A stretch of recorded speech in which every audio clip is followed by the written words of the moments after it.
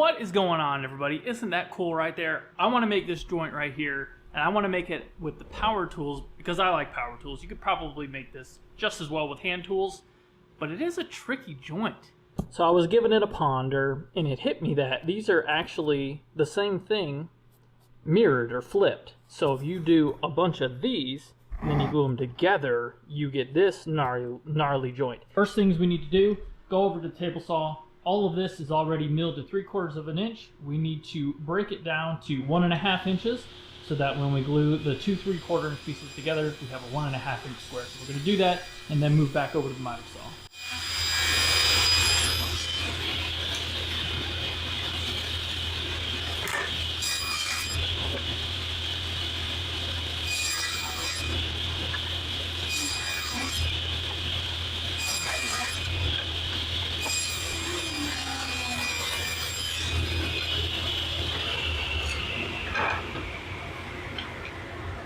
From the table saw back over to the miter station, like I said, take our best 6 pieces, and on here we want to put a 30-degree angle, 30 degrees, on one side.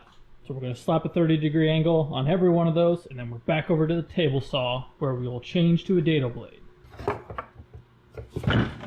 By the way, this blade, the CMT blade, is insane. And I bought that myself.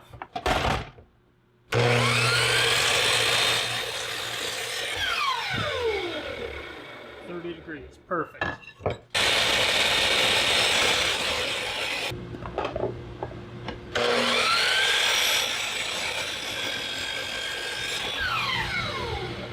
We are back over to the table saw, which I just unplugged, and we are going to switch over to the dado stack. Now, it doesn't have to be any real particular width. You want to do less than 7/8, so maybe like a 1/2 inch dado stack, because we will use the fence for our final reference measurement.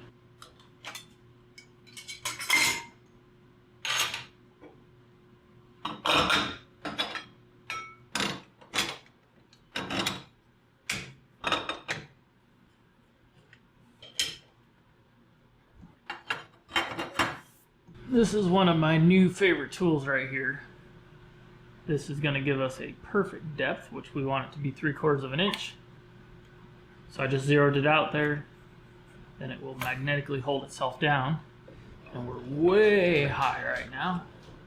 You obviously need to make sure you're also at the apex, the highest point of the blade's rotation. 7/8, 6/8.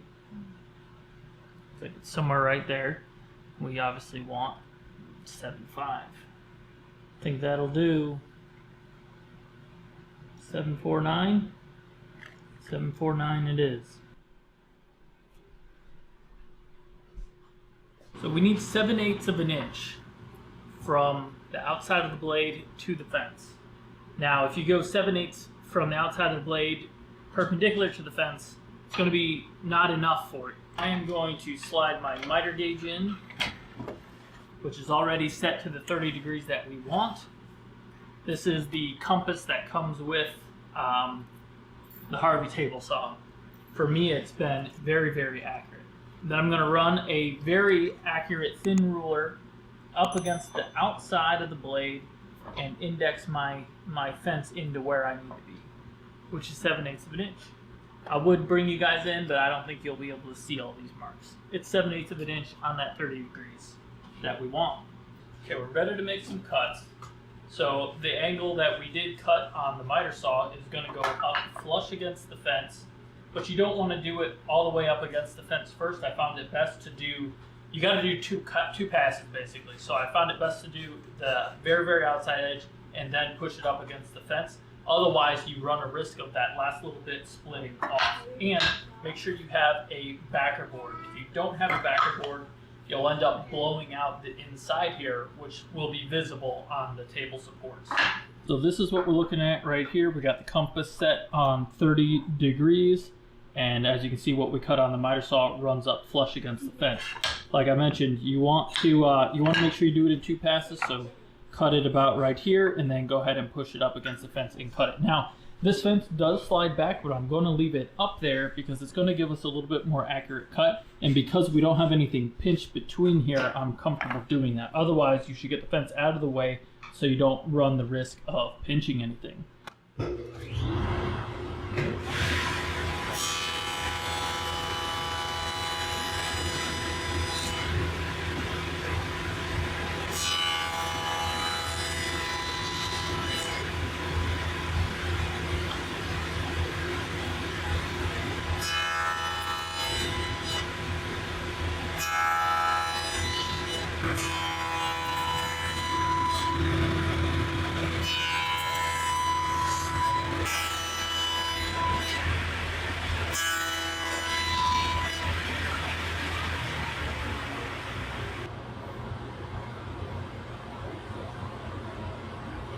Alright guys, let's take a pause and thank the sponsor of today's video, who is the official footwear sponsor of the DIYTyler channel, Carolina Shoes. Right here I got the S117 boots. These are the high tops. They have a composite toe in there. And there's a lot of snow in Michigan right now, right? So these are actually classy enough that I can wear them with my dress pants, my business casual at work. And these are still looking pretty sharp in the office. Right now out here in the shop, I have my insulated boots on that have a Goodyear tire sole on them. They're super grippy when it's wet, and when the slab of the shop is a little bit colder, they're nice and warm with that 800 grams of thin slit insulation in them. Highly recommend. I hope many of you guys have gone and bought Carolina shoes and boots because they're fantastic. Till the end of this year, so you got a whole year now, use the code DIYTyler for 25% off the sale prices already. 25% off sale price using the link down in the description below. The categories of shoes in that link changed, so if you don't see something necessarily right now, check back and hang tight and you might see a style that you like. Use the code DIYTyler for 25% off those sale prices. Thanks Carolina for being such a great sponsor of the channel. I'm going to do a quick dry fit here, lining up the ends as they should be, using some spring clamps. Do a quick dry fit.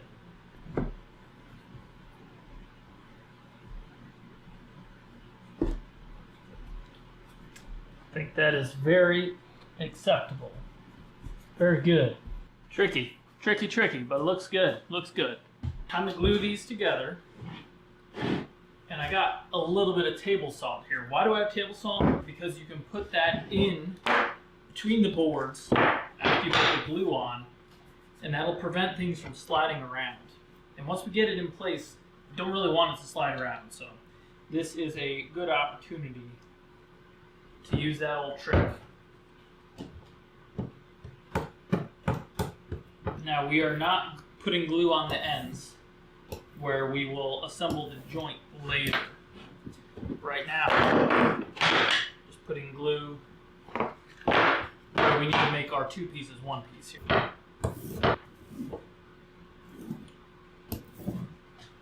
Proper technique, like this. Just a wee little bit, that's all you need.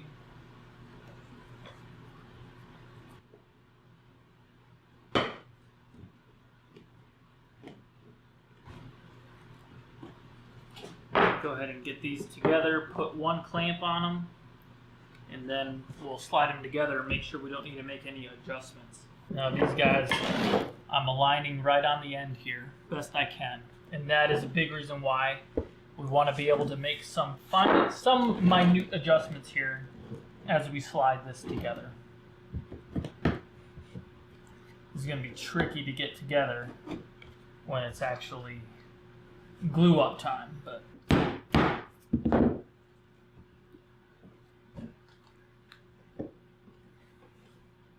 looking pretty good.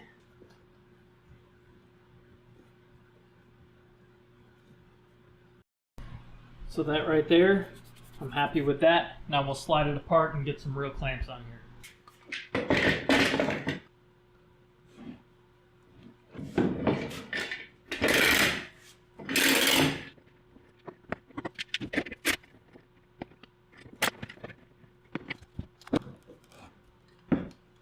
Got the clamps off, got it fitted together, and I would say pretty darn good. Not perfect, but I think if I mess with things, there's a good chance I'm going to make it worse than it is. So once we get some glue in there, I don't know how exactly I'm going to clamp it together because it's a pretty tight fit. I can pick this up right now and it holds itself together. Probably just a little bit of glue and we'll be good to go.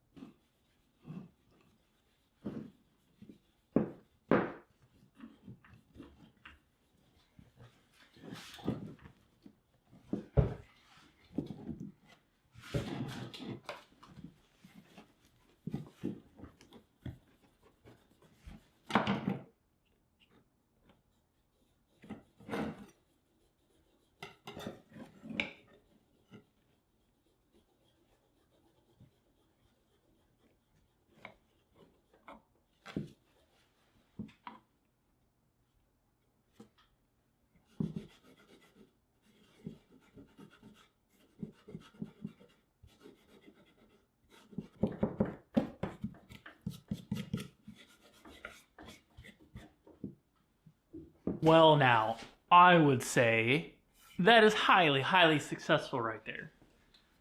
120 degrees between every joint right there. Perfect. Relatively good. Nice and tight. Could be a little bit better, but I didn't want to mess anything up further right here. And where that could be a little bit better is actually in gluing up these side pieces to make sure the alignment is absolutely perfect. One of these I did go bring to the table saw and basically shaved off the end of one piece just to tighten the joint up a little bit. Had to tidy the end of that up a little bit with the chisel, but overall, pretty sweet joint right there, and I think relatively easy to do on the power tool. So I hope that helps some of you out. If it did, please hammer the thumbs up button as it helps us out and gets this video in front of more eyes. Never seen this before on the YouTube, so if you liked it, let me know. I'm DIYTyler. You guys have a good one.